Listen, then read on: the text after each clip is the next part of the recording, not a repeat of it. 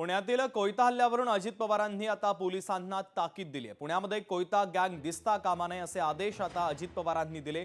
कारवाईत राजकीय हस्तक्षेप करणार नाही अजित पवारांनी महत्त्वाची प्रतिक्रिया सुद्धा दिलेली आहे। जर या वर्षभरामध्ये सगळ्यात जास्त पोलीस स्टेशन आणि पोलिसांची संख्या मंजूर जर कुठे केली असेल तर ती पुणे शहरामध्ये आणि जिल्ह्यामध्ये केलेली आहे। मी मुख्यमंत्र्यांचं मनापासून अभिनंदन करतो, पण मी आयुक्तांच्याकडनं एक अपेक्षा करतो मुख्यमंत्र्यांच्या साक्षीनं।